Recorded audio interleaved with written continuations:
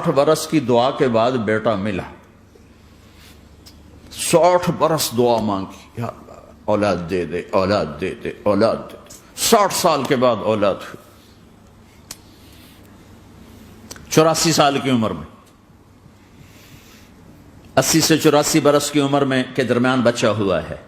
جب وہ 5 سے 10 سال کا ہوا ہے اور ابراہیم 90 کراس کر گئے, 90 کا بیریئر کراس کر گئے, جب مرغی کو ذبح کرتے بھی ہاتھ کانپیں.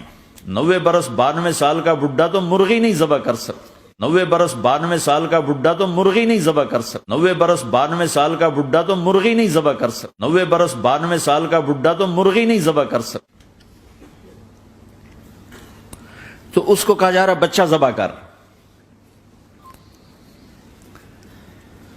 مینا کے پہاڑ سخت تاری ہے, ہوائیں تھم چکی ہے, سورج مدہوش ہو رہا ہے, آسمان کے فرشتے ٹکٹکی باندھ رہے ہیں اور ان کے سانس اٹک رہے ہیں کہ یہ کیا ہو رہا ہے, کیا یہ بوڑھا کر جائے گا, کیا یہ بوڑھا کر جائے گا, کیا یہ بوڑھا کر جائے گا, کیا یہ بوڑھا کر جائے گا, کیا یہ اپنے بچے پر چھری چلا جائے گا.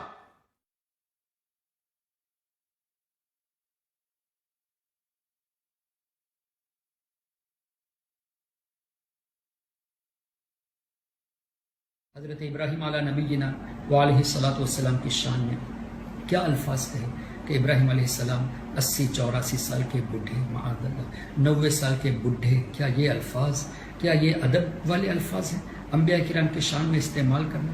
پھر 90 سال کا بڈھا جو مرغی ذبح نہ کر سکے وہ بچے کو کیسے ذبح کرے؟ اللہ اکبر.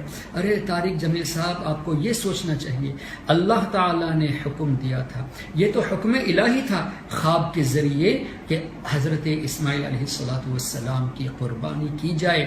تو 90 نہیں, اگر 900 سال کی عمر بھی ہو جائے, چونکہ اللہ کا حکم تھا, ان کی طاقت میں کوئی فرق نہیں پڑتا, ان کی توانائی میں, قوت میں کوئی فرق نہیں پڑتا, اس لیے کہ اللہ کا حکم تھا. اور آپ یہ کہہ رہے ہیں کہ 90 سال کا بوڑھا جو مرغی ذبح نہ کر سکے بچے کو کیسے ذبح کرے گا؟ کیا یہ بے ادبی نہیں ہے؟ کیا یہ الفاظ انبیاء کرام کی شان میں استعمال کرنا جائز ہے؟ آپ کو یہ جاننا چاہیے. غالباً آپ نے عقائد کی کتابیں نہیں پڑھی. عقائد کی کتابوں میں واضح طور سے لکھا ہے انبیاء کرام علیہ الصلاۃ والتسلیم کی شان میں ان کے کسی بھی الفاظ کو, ان کے کسی بھی عمل کو, ان کی سنت کو تحقیر کی نظر سے دیکھنا یہ کفر ہے. تو عقائد پہلے پڑھا جائے, اس کے بعد آپ بیان کے لیے آگے بڑھیے, اور سب سے پہلے بیان کرنے سے پہلے علم دین حاصل کریں, سننے علماء سے علم دین حاصل کریں, تاکہ آپ اپنا عقیدہ بھی بچا سکیں اور دوسروں کا عقیدہ بھی بچا سکیں. اور میری گزارش ہے عوام سے, اے میرے محترم معزز بھائیوں اور بہنوں, آپ کسی کی بھی تقریر سنیں, سب سے پہلے ان کا بیک گراؤنڈ دیکھ لیجئے. اگر وہ وہابیوں سے تعلق رکھتے ہیں, اگر ان کے اساتذہ میں اہل حدیث وہابی ہے اور وہ انہی کو مان کر انہی کی باتوں پہ عمل کرنے والے ہیں, اگر ایسے لوگ ہیں جو دیوبندیت سے تعلق رکھتے ہیں, جن کے اکابرین کے عقائد کفریہ عقائد ہیں, ان کو اچھا جانتے ہیں, تو ایسے لوگوں کی تقریر ہرگز نہ سنیں, ایسے لوگوں کے پاس ہرگز نہ بیٹھے, اس لیے کہ ایمان کا خطرہ ہے. جیسے مثل مشہور ہے, نیم حکیم خطرہ جان, نیم ملا خطرہ ایمان.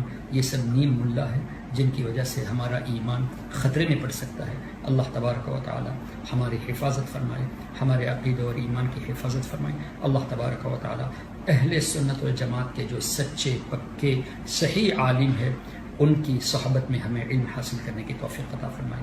وآخر دعوانا ان الحمد للہ رب العالمین. والسلام.